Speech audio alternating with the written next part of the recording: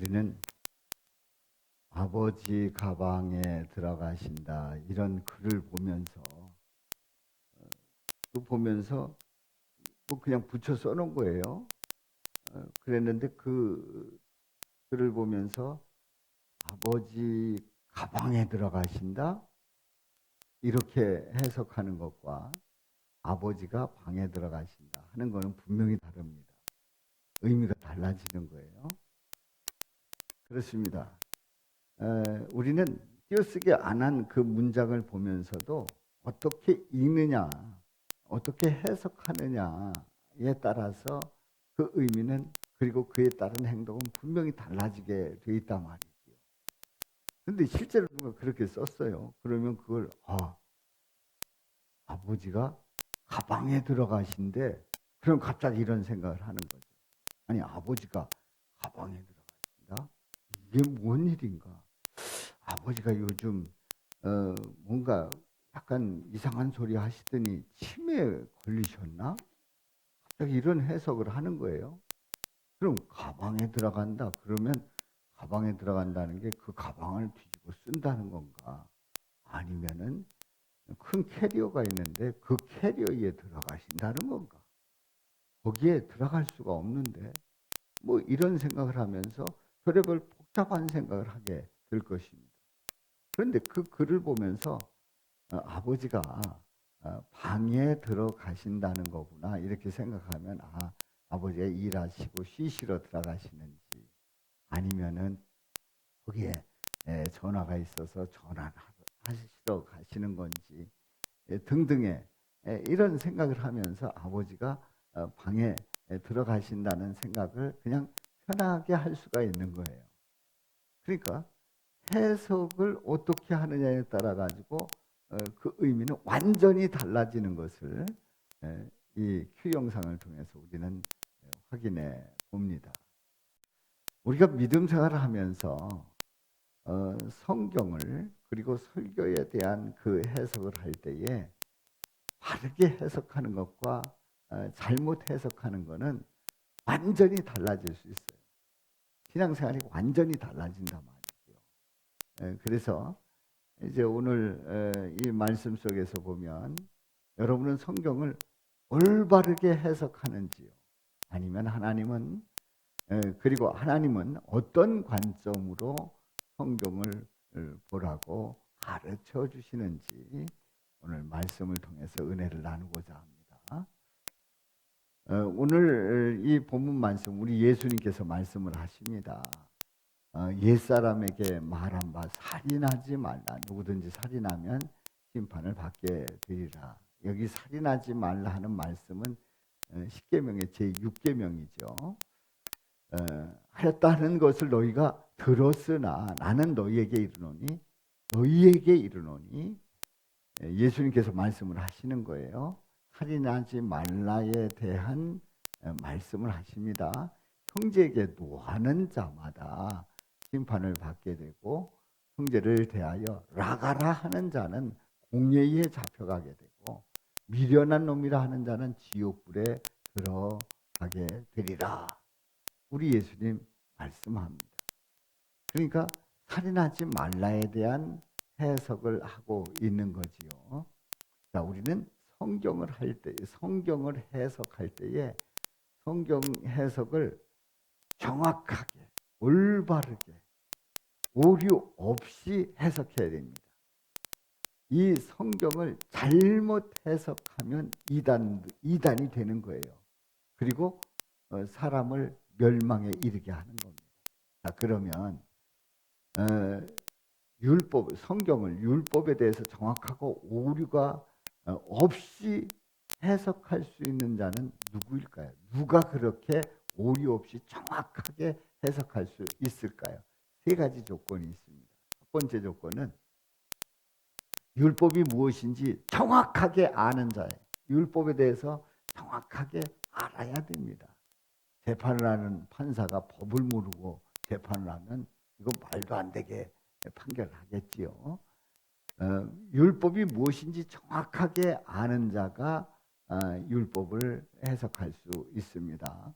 두 번째로 율법을 가장 잘하는 자로서 모세에게 율법을 수여하신 자, 모세에게 율법을 내려주신 자. 우리 지난주 함께 은혜를 나눴습니다마는 모세에게 율법을 주신 분이 율법을 바르게 해석할 수 있는 겁니다. 세 번째로요. 율법 완성의 여러 본문으로 친히 자신이 율법의 해석자이심을 증명해 보이는 자가 바로 율법을 제대로 해석하고 그리고 그분만이 율법을 정확하게 해석할 수가 있는 거지요. 자, 자신이 율법의 해석자임을 성경 곳곳에서 말씀하신 그분이 있어요. 바로 이 세 가지 조건을 충족시킬 수 있는 분이 누구실까요? 정확하게 알고 율법을 수여하시고 그리고 율법의 해석자임을 증명해 보이신 분. 그분은 누구일까요? 그렇습니다. 예수 그리스도입니다. 우리 예수 그리스도께서 이렇게 율법을 정확하게 아시고 수여하시고 해석하시고 그리고 그 율법을 성취하실 줄로 믿습니다. 그래서 세 가지 질문을 던집니다. 오늘 설교에서 세 가지 질문을 던지는데요. 첫 번째는 성경을 어떤 관점으로 보아야 할까요? 성경을 어떤 관점으로 어떻게 봐야 될까요? 우리가 안경을 쓰는데 여러분들 이 시간에 안경을 모두가 다 노란 안경을 썼다. 그러면 이 예배당은 어떻게 보일까요? 노랗게 보일 거예요. 노랗지도 않은데 노랗게 보일 거예요. 그러면 파란 안경을 썼다. 그러면 이 예배당은 어떻게 보일까요? 파랗게 보이는 겁니다. 그러니까 이 관점이라는 건 어떻게 보느냐는 아주 중요합니다. 그래서 성경을 어떤 관점으로 보아야 하는지요. 두 번째로 우리는 성경을 해석을 똑바로 했는지 아니면 잘못했는지 잘못된 해석과 올바른 해석을 어떻게 구분할 수 있을까요? 이건 바로 했다, 이건 틀리게 했다, 이걸 어떻게 할 수 있을까요? 어떻게 분별할 수 있을까요? 세 번째, 먼저 형제와 화목하라는 말씀이 23절, 24절에 나오는데 그때의 그 형제는 도대체 누구일까요? 형제와 화목하라고 했는데 그때의 형제는 누구를 말할까요? 세 가지 질문을 통해서 오늘 말씀의 은혜를 받습니다. 하나님께서 인간을 창조하셨습니다. 인간을 하나님의 형상대로 창조하셨습니다.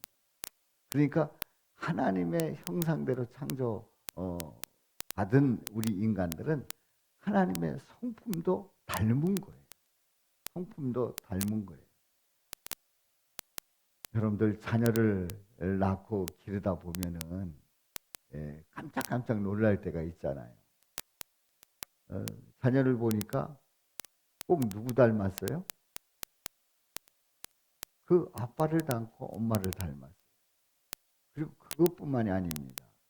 이렇게 키우다 보면은 하는 행동 습관을 보면 그건 그렇게 하라고 말하지도 않았는데 내가 옛날에 하던 거 똑같이 하고 있는 거예요. 깜짝 놀라는 거죠. 하나님의 형상대로 지음받았다는 것은 하나님의 성품을 받았다는 겁니다. 그런데요, 지난주 말씀을 드릴 때 이 율법은 뭐라고 그랬죠? 하나님의 성품이라고 말씀을 드렸어요. 그러니까 율법은 하나님의 마음을 그대로 옮기신 거예요. 그런데 하나님의 성품을 가진 하나님의 형상대로 지음받은 최초의 인간은 하나님의 성품인 율법에 대해서 하나도 거스릴 게 없었어요. 우리는 율법 계명 그러면 모세에게 내려주셨을 때 그때부터 시작된 걸로 생각을 합니다만은 이미 에덴 동산에서 예수님께서 하라 하지 말라를 말씀하셨습니다. 그러니까 율법을 내려주신 것은 그 모세에게 내려주셨는데 그 전에 이미 하나님의 그 성품, 그 율법이 존재하고 있었던 거예요. 그런데 하나님의 성품을 있는 그대로 가진 그 자녀들은 하나부터 열까지의 그 율법과 계명을 거스릴 게 없어요. 그게 문제될 게 하나도 없는 겁니다. 왜냐하면 하나님의 성품이기 때문에, 우리 또한 하나님의 성품으로 지음받았기 때문에 그렇습니다. 그런데 말이죠, 하나님의 성품대로 지음을 받았어요. 그리고 그 어떤 율법도 저촉될 것이 없는 인간이 얼마나 감사하고 얼마나 복된 일입니까? 그래서 그 모든 영광을 하나님께 돌리고 하나님의 그 은혜를 고백하고, 그래서 하나님의 은혜 가운데 살겠다고 고백하면 되는 거예요. 그러면 되는 거예요. 그래서 하나님을 찬양하고 하나님의 영광을 바라보면서 믿음으로 나가면 되는 거예요. 그런데 인간은 그때에 내가 하나님과 같아, 하나님의 성품을 가졌어 하는 생각을 가질 때에 이미 교만해지고, 그리고 내가 하나님이 될 수 있다, 내가 그리스도가 될 수 있다 하는 그 착각을 가지게 됩니다. 그래서 결국은 인간은 죄를 짓고 타락합니다. 타락한 인간의 특징이 뭐냐면, 하나님께서 말씀하신 그 말씀을 정확하게 하나님의 의도를 바르게 알아야 되는데, 하나님의 그 말씀에 대해서 재해석을 하는 거예요. 선악을 알게 하는 나무의 실과를 먹는 날에는 정령 어떻게 된다고 했죠? 죽으리라 했어요. 죽으리라 했어요. 그런데 이 여인은 그 유혹이 왔을 때 뭐라고 해요? 죽을까 하노라. 그러니까 하나님은 정령 죽으리라, 죽음을 말씀을 하셨는데, 이 여인은 죽을 수도 있고 죽지 않을 수도 있고 재해석을 한 거예요. 재해석을 한 거예요. 자기 마음대로 해석을 하는 거예요. 그렇습니다. 이 타락한 인간의 특징은 하나님의 말씀을 말씀으로 그대로 받아들이고 아멘하지 못하고, 그 아멘보다는 내 생각을 넣어서 내 마음대로 생각하고, 그리고 내 뜻이 더 중요하다는 그런 생각을 하는 것이 바로 타락한 인간의 특징이다 말이에요. 첫 번째 질문입니다. 성경을 어떤 관점으로 봐야 될까요? 그러면 성경을 어떤 관점으로 봐야 될까요? 오늘 본문 말씀을 봅니다. 우리 다 같이 읽어봅니다. 시작. 옛사람에게 말한 바 살인하지 말라. 누구든지 살인하면 심판을 받게 되리라 하였다는 것을 너희가 들었으나 나는 너희에게 이르노니 말씀하고 있어요. 이게 뭐냐면, 살인하지 말라, 그 6계명에 있는 말씀이에요. 그런데 누구든지 살인하면 심판을 받게 되리라 하는 걸 너희가 들었지만 나는 너희에게 이르노니. 여기서 나는 누구예요? 나는 예수님이에요. 예수님께서 말씀해 주십니다. 자, 우리는 책을 읽고 드라마를 보고 그리고 영화를 보고 또 어떤 다큐를 본다든가 이렇게 할 때에 누구 관점에서 봐요? 누구 관점에서 봐요? 내 관점에서 보게 돼 있어요. 내 경험 속에서, 내가 아는 지식 가운데, 그리고 내 생각대로, 내 가치관을 가지고 책을 보고 드라마를 보고 영화를 본단 말이죠. 혹시 금요일 오후 저녁 때 9시에서 10시 요때에 드라마 뭐 하죠? 그때 재밌는 거 뭐 하죠? 요 드라마를 알면 심야기도 안 나오시는 분일 가능성이 큽니다. 네, 지나가는 얘기고요. 우리는 드라마를 볼 때 영화를 볼 때 내 관점으로 본단 말이에요. 내 관점. 그런데 이 내 관점이라고 하는 나라는 존재는 어떤 존재예요? 죄인입니다. 나라고 하는 이 존재는 악한 생각 많이 합니다. 그리고 어떤 어떤 일에 대해서 처리할 때에 내 입장에서 그걸 풀어갑니다. 내 입장에서 그걸 보게 되고 이야기하게 되고 내 입장을 내세우게 됩니다. 하나님의 입장, 하나님의 뜻이 무엇인지 생각하는 것을 상당히 싫어하고 또 무디고 또 한다고 하지만 잘못 해석하고 이럴 때가 많단 말이죠. 내가 안 되면 하나님도 안 되고 내가 못하면 하나님도 못한다고 착각을 하는 겁니다.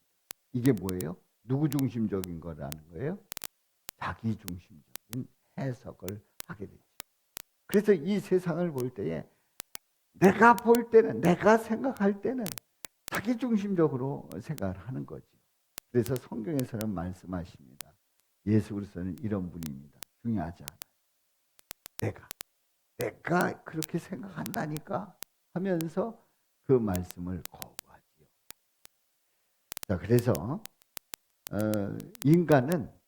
인간의 관점은 자기 중심적인 해석이고 자기 관점이기 때문에 정확하게 볼 수가 없습니다. 그런데요, 오늘 우리 예수님께서 뭐라고 말씀해요? 나는 너희에게 이르노니, 그렇게 22절 하반절에 말씀을 합니다. 나는 너희에게 이르노니, 내가 너희에게 말한다. 뭐에 대해서?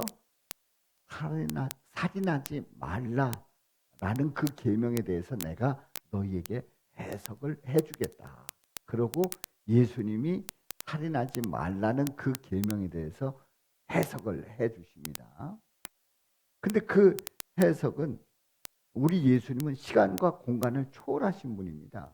그리고 우리 예수님은 창조 때부터 모든 것을 다 기억하시는 분이에요. 우리 예수님은 정확한 시간에 율법을 내려주셨고, 그리고 우리 예수님은 그 율법에 대해서 정확하게 해석하시고, 뿐만 아니라 우리 예수님은 그 율법을 이루시는, 성취하시는 분이에요.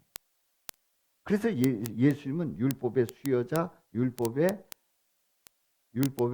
그 다음에요, 율법의 해석자, 그 다음에 율법의 성취자가 되시는 거죠. 바로 우리 예수님은 이렇게 그 성경을 정확하게 한단 말이에요. 그런데 이제 우리가 성경을 볼 때 이 성경에 대해서 여러분들은 어떤 책이라고 생각을 합니까? 자, 이 책은요, 역사책입니다. 이스라엘의 역사를 이곳을 통해서 너무나도 잘 알 수 있고 초대교회의 역사를 알 수가 있어요. 이 책은 시집입니다. 시편을 보면 너무나도 아름다운 시들이 많이 있습니다. 이 시은 명언집입니다. 잠언, 전도서를 보면 기가 막힌 명언이 담겨져 있고 우리에게 들려주고 있습니다. 그리고 이 책은 신약 성경을 보면 사람이 어떻게 선하게 살아갈 수 있는지, 그야말로 성인의 삶은 어떤 삶을 사는지를 말해주고 있습니다. 이 책은 때로는 앞날을 예언하기도 합니다. 그래서 예언책이라고도 합니다. 그리고 이 책은 사람들이 읽으면 아주 큰 양식이 되는 그런 책입니다. 이 책은 세계적인 베스트셀러로서 베스트셀러 중에 베스트셀러이기 때문에 그 어떤 책도 베스트셀러라고 하면 이 책보다 더 팔리지 않았습니다. 세계 최고의 베스트셀러입니다. 최고의 책입니다. 지금까지 제가 이렇게 성경에 대해서 소개를 했는데요. 성경에 대해서 얘기를 했는데 틀리게 말한 거 있어요? 지금 성경에 대해서 제가 말한 이 말이, 이 소개가 혹시 틀린 부분이 있습니까? 없어요. 제가 얘기한 거 정확합니다. 제가 말씀드린 거 뺄 필요도 없어요. 더 보태면 보태서 이 책은 이런 책입니다. 더 열거해서 말할 수 있는 게 더 있지, 거기서 하나도 틀린 거 없습니다. 그런데요, 제가 이렇게 말한다면 이 책에 대해서 정확하게 말한 게 아닙니다. 이 책은, 이 성경책은 구원자의 책입니다. 누구의 책이라고요? 예, 구원자에 관한 책입니다. 구원자 누구요? 예수 그리스도. 이 세상을 구원하시는 구원자 예수 그리스도의 책입니다. 이걸 빠뜨리면 다른 어떤 속에도 다 틀린 건 아닙니다만은 가장 중요한 핵심을 놓친 거예요. 이 성경책은 바로 예수 그리스도에 관한 책입니다. 그래서 이 성경책을 바로 예수님에 관한 책이기 때문에 예수님의 관점으로 봐야지만 이 책을 가장 잘 해석할 줄로 믿습니다. 그야말로 이 책을 볼 때에 다르게 본다 하면은 이 책은 그다음부터 잘못 보기 시작하는 거예요. 이 책은 예수님에 대해서 보았기 때문에 이 책을 예수님으로 봐야 됩니다. 어떻게 봐야 되는지 한번 보겠어요. 예수님으로 성경을 본다는 게 뭘까요? 그것은 모든 말씀을 뭘로 보고요? 누구로 보고요? 예수님으로 보는 거예요. 창세기 1장 1절부터 요한계시록 28장까지의 그 모든 말씀을 누구로 본다고요? 예수님으로 보는 거예요. 예수님으로 먼저 보는 거예요. 두 번째로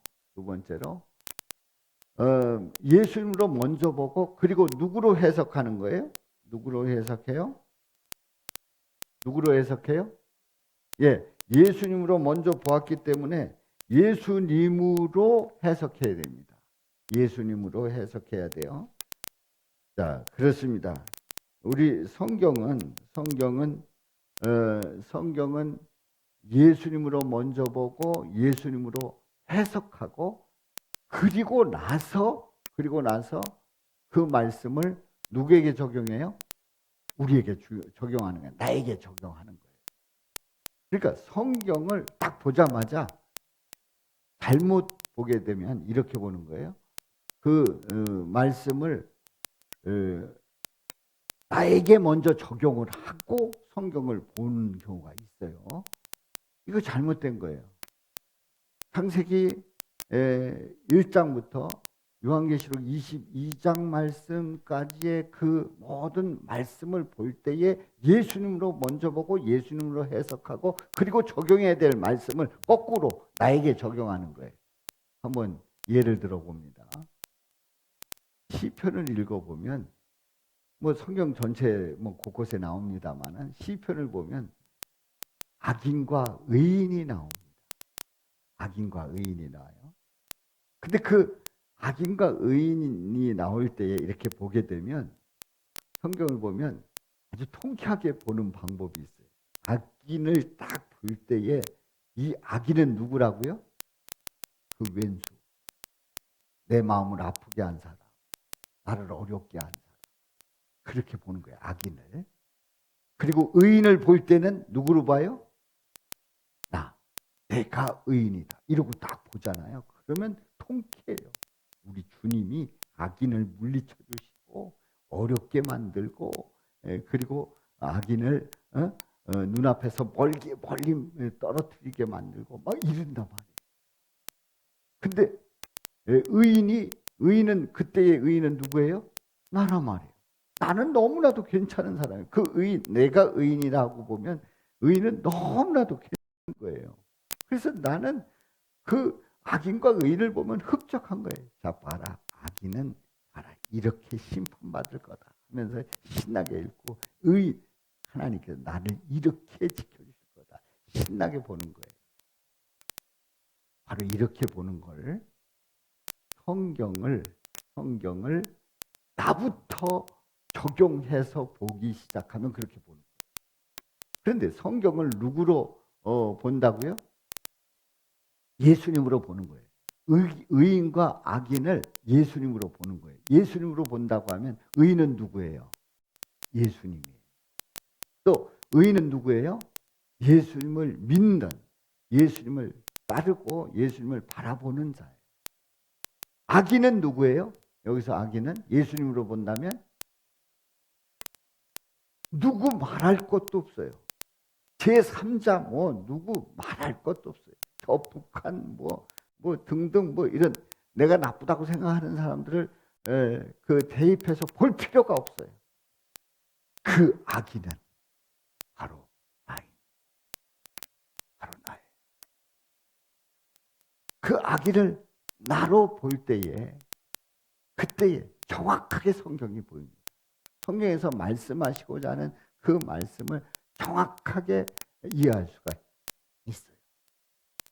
그러면 나중에 그 악인과 의인에 대한 그 말씀을 보면서 제가 한번 설교를 하겠습니다. 의인을 나로 적용을 한다고 하면 이거 성경 잘못 보는 거예요.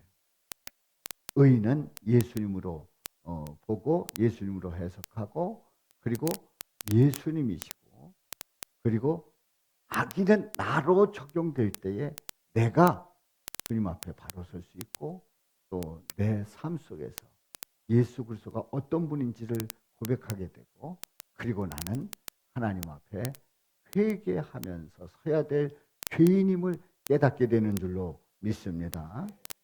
그렇습니다. 우리는 가장 성경을 보면 성경을 보지 않습니까? 성경을 볼 때에 누구로 본다고요? 예수님으로 봐야 됩니다. 성경을 예수님으로 보고 예수님으로 해석해야 됩니다. 근데 성경을 바로 나로 적용하면 이 성경을 어떻게 본다고요? 잘못 보게 되는 거예요. 잘못 적용하게 되는 거예요. 그래서 나는 의인이고 회개할 거 없는 의인이고 잘난 인간이고 그래서 나 같은 사람 없다고 생각을 하는 거예요.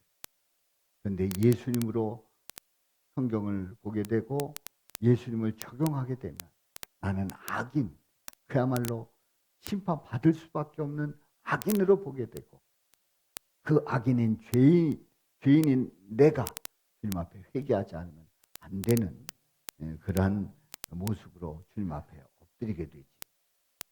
그렇습니다. 바로 이렇게 성경을 예수님으로 보고 예수님으로 해석하고 적용할 수 있기를 주님의 이름으로 축원합니다. 두 번째 질문이에요. 잘못된 해석과 올바른 해석을 어떻게 구분할 수 있을까요? 그러면 성경을 해석했어요. 해석을 했는데 이게 잘한 거야, 못한 거야, 어떻게 하느냐 말이에요. 구분할 수 있는 아주 정확한 잣대가 있습니다. 한번 보겠습니다. 자, 21절, 22절 우리 다 같이 한번 읽습니다.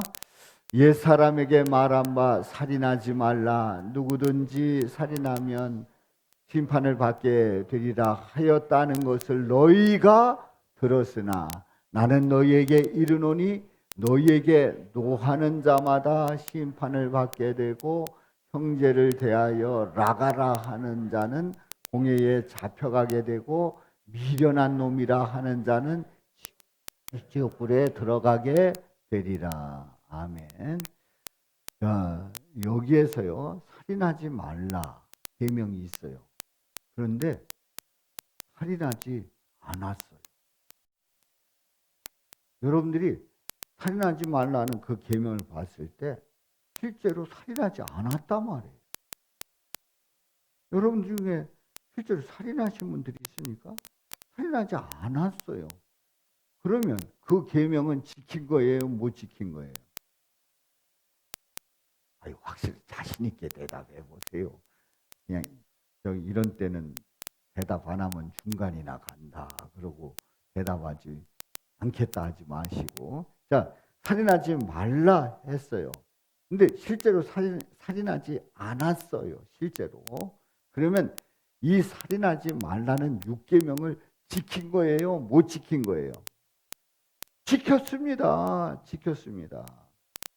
유대인들은 나는 이 계명을 지켰다. 그러면서 나는 이 계명을 지킨 의인이다. 이렇게 생각을 한 거예요.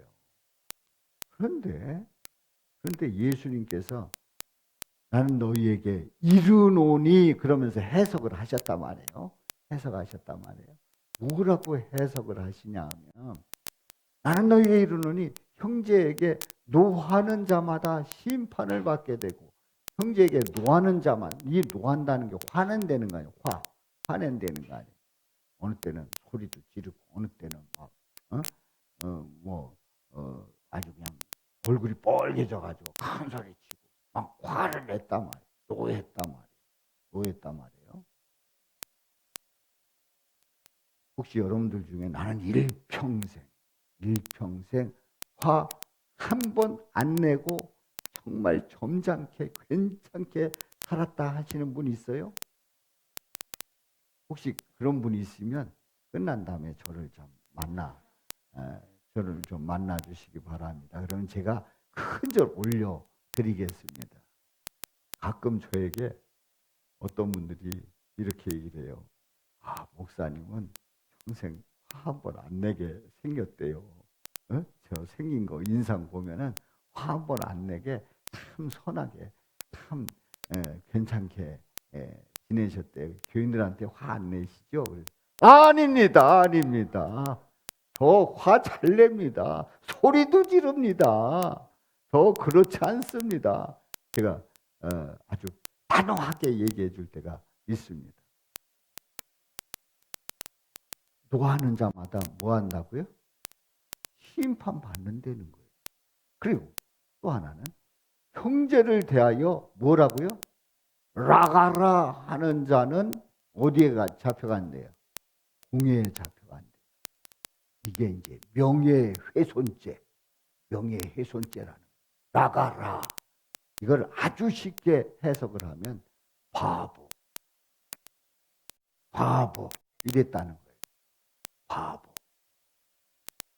명예훼손한 거죠.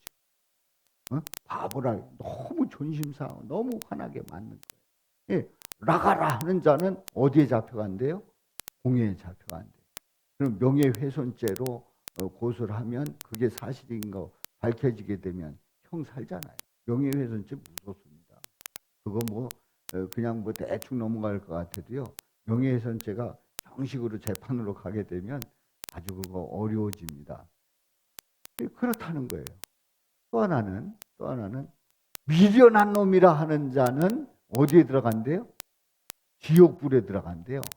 심판받고 공회에 넘어가고 지옥불에 들어간다는 거예요. 미련한 놈이다. 미련한 놈이다. 그러면 미련하다는 거 아니에요? 근데 미련하다는 그 말을 아주 우리나라 말로 아주 리얼하게 표현할 수 있는 단어가 있어요. 뭔 단어예요? 멍청이. 미련한 놈이다. 멍청하다. 이런 얘기. 근데 우리들 마음속에 실제로 바보라는 말도 쓰기도 하고, 멍청한 녀석이라고 하고 막 이러잖아요. 자, 여기에서 자유한 분 계십니까? 이 세 가지 중에 자유한 분이 있어요? 만일 계시다면 제가 저를 찾아오시면 제가 그 자리에서 엎드려 경배를 올려드리겠습니다. 우리 모두는 인간은 이 세 가지가 자유롭지가 않은 거예요. 그러니까 유대인들은 생각하기를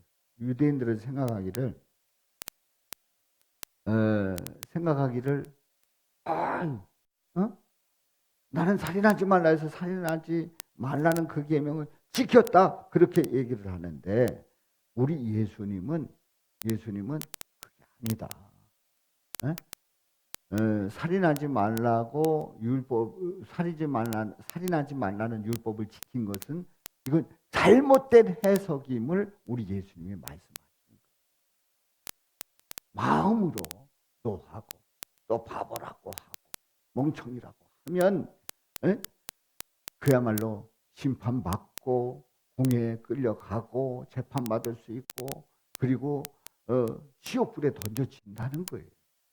그러니까 이 유대인들이 깜짝 놀란 거예요. 나는 계명 지켰는데 아니라는 거예요. 계명 지킨 게 아니다라는 거예요. 이건 뭘 얘기합니까? 이 율법을 만들어주신 그 이유는 우리 인간들은 율법을 다 지킬 수 있다고요? 없다고요? 없다는 걸 알려주시는 거예요.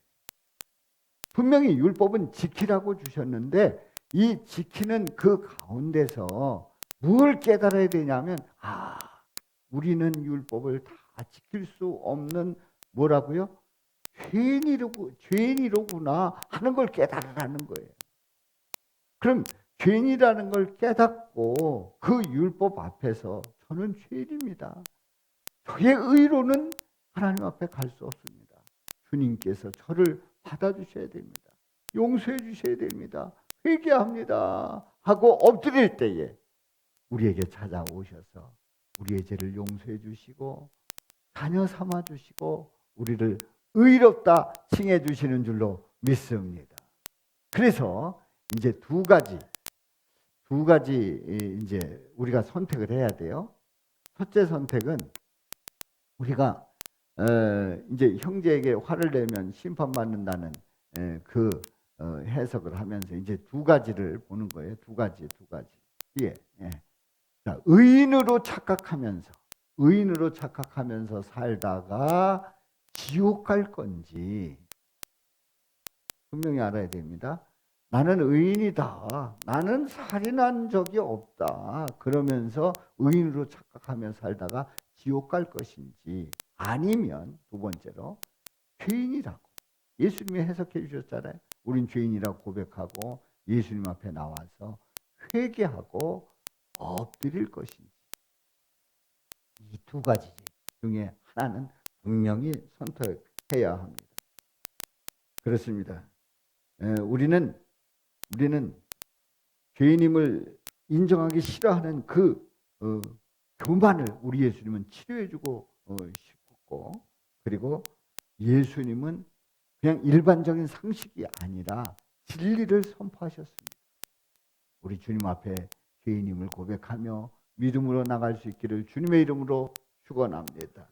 자, 그러면 먼저 세 번째 질문이에요. 먼저 형제와 화목하라고 했는데 그 형제는 누구일까요? 한번 성경 말씀을 보겠습니다. 23절, 24절 시작. 그러므로 예물을 제단에 드리려다가 거기서 내 형제에게 원망 들을 만한 일이 있는 것이 생각나거든 예물을 제단 앞에 두고 먼저 가서 형제와 화목하고 그 후에 와서 예물을 드리라. 아멘. 이 말씀 딱 보면 무슨 생각 들어요? 이제 예배를 드리러 왔어요. 예물을 드리려고 그래요. 그런데 이 말씀을 딱 보면서 아하, 형제에게 원망 들을 만한 일이 생각이 난 거예요. 우리 형하고 우리 아우하고 재산 문제 때문에 싸워가지고 머리 터지게 싸웠는데 이거 원망 들을 수 있겠네요. 그러면서 이 말씀을 딱 보고 예물을 제단 앞에 두고 그리고 먼저 달려가는 거예요. 먼저 달려가는 예배를 드리려다가 예배 이거 드리면 소용없다. 그 원망 들을 만한 그런 일이 생각이 나가지고 달려갔어요. 그래가지고 화목하고 그리고 왔는데 예배가 어떻게 됐다고요? 끝났어요. 끝났어. 이제 다 끝났단 말이에요. 오후 2시, 3시가 돼가지고 오후 예배까지 다 끝났어요. 자, 잘했어요? 못했어요? 성경대로 제가 여쭙는 거 아니에요. 이렇게 하신 분 잘한 거예요? 못한 거예요? 아주 뻔뻔하게 싸우고 왔는데도 그런 거 다 무시하고 무조건 예배 드리는 그 사람보다 그렇게 예배 드리기 전에 가는 사람이 괜찮은 거 아니냐 말이에요. 양심 있는 거 아니냐 말이에요. 그런데 우리가 성경을 볼 때에 성경을 누구로 보라고 그랬죠? 예수님으로 보라고 그랬어요. 그럼 내 형제가 누구냐 말이에요. 내 형제가 누구냐 말이에요. 내 형제라면 우리 가족, 우리 형, 아니면 아우, 아니면 누님, 아니면 누이, 또 뭐 친구, 동창, 또 같이 사업하는 그 형제, 뭐 등등 이런 분들이냐? 아닙니다. 여기서 형제는 예수님. 여기서 형제는 누구라고요? 예수님이 이 땅에 죄인들을 형제로 찾아오셨어요. 형제로 찾아오셨어요. 그래서 여기서의 형제는 바로 예수님이시다. 바로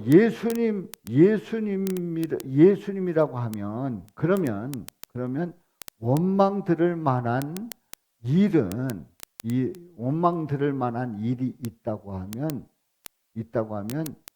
형제에게 가서 풀고 오라는 거 아니에요. 그렇다면 이건 뭐 하라는 거예요? 예수님에게 회개하라는 거예요. 회개하라. 원망 들을 만한 일이 생각나거든 먼저 화해하고 하라. 풀고 하라. 바로 우리 예수님 앞에 회개하라는 거예요.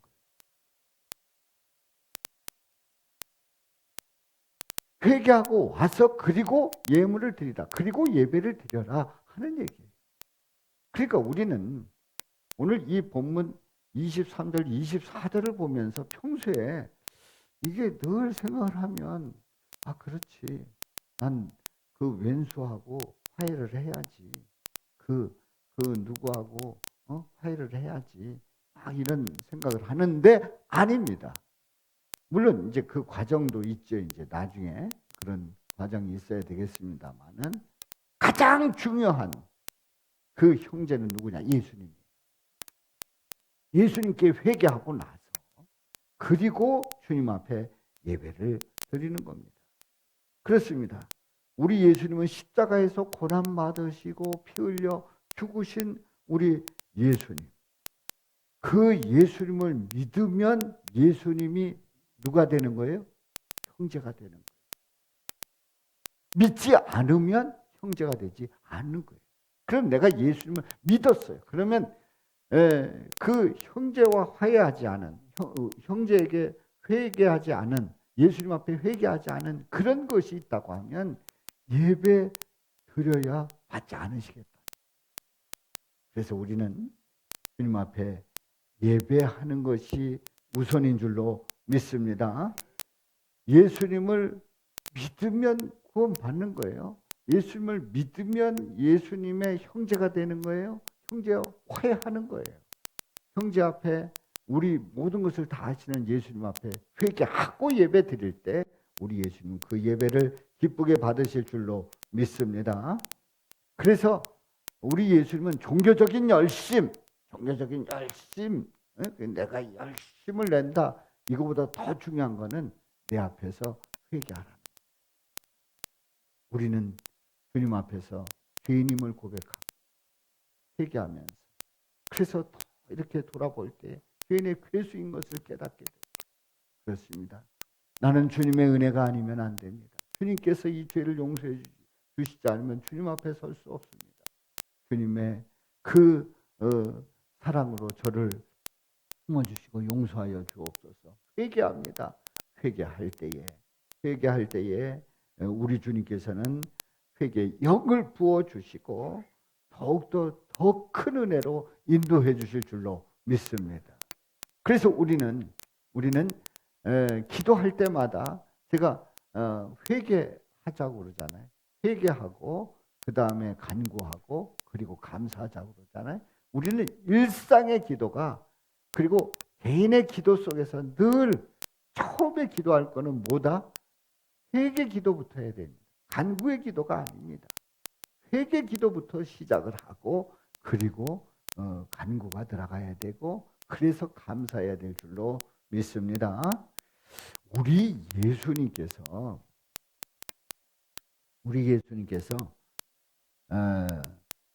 이렇게 말씀하셨어요. 마태복음 5장 14절부터 15절에 보면 우리가 너무나도 잘 아는 성경 구절을 봅니다. 시작. 너희는 세상의 빛이라. 산 위에 있는 동네가 숨겨지지 못할 것이요 사람이 등불을 켜서 말 아래에 두지 아니하고 등경 위에 두나니 이러므로 집 안 모든 사람에게 빛이 느니라. 자, 너희는 뭐라요? 세상의 빛이라. 너희는 세상의 빛이라. 그러면 여러분들은 너희는 세상의 빛이라는 말씀을 듣고 나는 세상에 뭐가 돼야 된다? 빛이 돼야 된다. 나는 세상의 빛으로 살아가겠다. 나는 어두운 세상을 밝히겠다. 이러면서 세상의 빛이라 말씀을 그대로 받아들입니다. 그럼 여기서 세상의 빛은 누구일까요? 이 말씀을 보면서 우리는 세상의 빛으로 살아가야 돼. 어떻게 살아가면 안 돼. 그러다 보면 어느 날부터인가 예수님이 없어도 돼. 그냥 내가 세상을 밝게 하면 돼. 도와주고 가서 강의도 하면서 또 힘들어하는 사람 위로해주고 또 그 마음에 막 환한 빛을 비춰주면서 이러면서 그분을 이끌어가면 나는 빛의 역할을 다했다. 이런 생각을 할 수 있는 구절이에요. 그런데 이 세상의 빛은 누구로 해석하라고 그랬어요? 예수님으로 보라고 그랬어요? 예수님으로 봐야 합니다. 세상의 빛은 예수님으로 보고 예수님으로 해석하는 거예요. 그렇습니다. 세상의 빛은 누구냐? 우리가 아니라 예수님이. 내가 아니라 예수님이 세상의 빛이란 말이에요. 예수님이 세상의 빛으로 오셨어요. 그래서 우리 예수님은 세상을 환하게 밝히시는 거예요. 단 우리는 그 예수님 앞에서 예수님을 영접한 하나님의 자녀로서 은혜를 입은 우리는 예수님 때문에 세상 속에 빛이 되는 줄로 믿습니다. 내가 직접 빛이 되는 게 아니라 예수님이 빛이시고 나는 달과 같이 반사하는 그야말로 예수님 때문에 빛이 된 거지 예수님 없이 나는 세상의 빛으로 먼저 등장하면 안 된단 말이지. 그렇습니다. 우리는 오늘 이 말씀을 들으면서 율법은 해석을 잘해요. 율법은 뭘 해야 돼요? 해석을 잘해야 돼. 잘못하면 성경 엉터리로 해석하게 되고 아주 잘못된 길을 가게 되는 거예요. 율법을 수여하신 예수님의 관점으로 해석해야 가장 정확하고 올바르게 해석될 줄로 믿습니다. 율법을 수여하신 예수님의 관점. 예수님의 관점이 아니라 나의 관점으로 보면 성경에 오류가 나오게 되고요. 잘못된 해석을 하게 되고 세상을 잘못되게 하고 그래서 이단이 나온다는 얘기예요. 자, 우리는 해석을 잘해야 된다고. 그런데 우리는 살다 보면 오해받기도 하고 오해하기도 합니다. 오해하기도 하고 오해받기도 해요. 그것도 다양해요. 네? 누가 저에게 격려의 말씀을 했는데 내가 저 사람이 나를 무시하는 건가? 우리 담임 목사님 능력 있는 말씀을 전해주시고 그 말씀 속에서 우리 하나님의 역사가 나타나게 하여 주옵소서. 그 기도를 할 때 담임 목사가 딱 같이 기도하면 그럼 내가 능력이 없다는 건가? 하나님의 역사를 나타내지 못하는 건가? 이렇게 오해할 수도 있어요. 이렇게 오해할 수도 실제로 누가 그러는데 그렇다고 그러더라고요. 누가 대표 기도를 하는데 나를 까는 기도를 했대. 왜 그러냐 했더니 능력 달라고 그러고 바로 서게 해달라고 그러고 주님의 귀한 종이 되게 해달라. 그럼 나는 귀하지 않은가? 막 이런 생각이 들더라는 거예요. 그래 오해하는 거잖아요. 이게 오해. 그리고 또 어느 때 오해받기도 하잖아요. 오해받기도 하잖아요. 그래서 사랑하는 성도 여러분, 언제 사랑했다고요? 제가 사랑합니다. 뭘 사랑해? 이러면서 이제 제가 사랑한다는데 사랑하지 않았대요. 그리고 내가 너무너무 아낀다고 그렇게 얘기를 하는데 언제 아꼈냐는 거예요. 그거 어떡하라는 거예요. 그래가지고 어느 때는 막 이제 저 아까 그랬잖아요. 제가 소리도 잘 높인다고. 그게 아닙니다. 그런데 그게 자신을 무시한 거예요. 그렇게 받아들이고 있는 거예요. 본인이 그렇다는데 뭐 그렇게 받아들이는. 그러니까 오해를 한 거예요. 그러니까 막 야단을 소리. 여러분들 부모님이 자녀를 향해서 야 이 녀석아 하고 막 야단치면은 이제 이렇게 해석할 수 있어요. 아, 나를 자녀로 생각하지 않는구나. 아, 나는 없어도 되는구나. 아, 나는 집을 나가야 되겠구나. 아, 나는 필요 없는 인간이구나. 아버지가 막 야단치고 훌륭한 막 뭐에 대해서 야단을 치는데 그렇게 해석을 하는 거예요. 그리고 실제로 집 나가가지고 그 저기 몸 던지는 사람들도 있잖아요. 얼마나 안타까워요. 그 부모는 어떻게 되라고.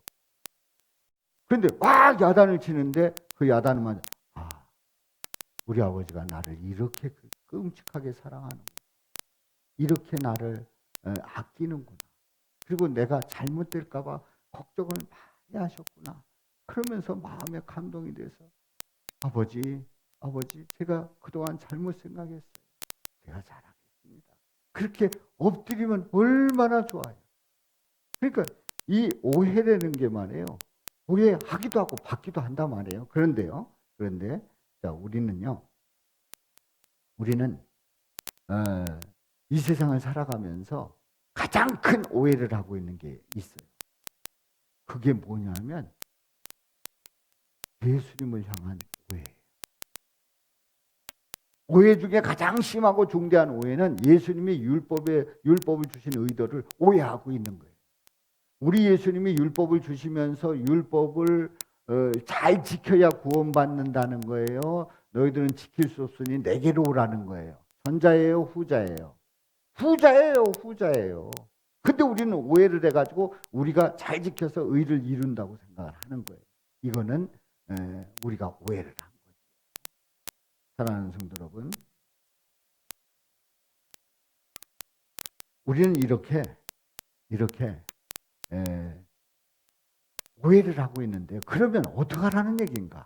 우리는 죄인이고 우리는 지킬 수 없다고 하는 걸 인정하라고 하는 얘기는 뭔 얘기인가? 다른 게 아닙니다. 우리가 뭐라고 고백하면 된다고요? 죄인임을 고백하면 돼요. 할렐루야. 우리는 뭐라고 고백하면 된다고요? 죄인이라고 고백하는 거예요. 내가 죄인이라고 고백하면 우리 주님은 우리의 모든 것을 다 책임져 주시는 줄로 믿습니다. 나는 율법을 지키지 못하는 죄인입니다 하면 우리 예수님이 지켜주시고, 나는 주님 앞에 죄인입니다라고 고백하면 우리 주님께서 그 모든 일들을 형통케 하시는 놀라운 역사가 함께하는 줄로 믿습니다.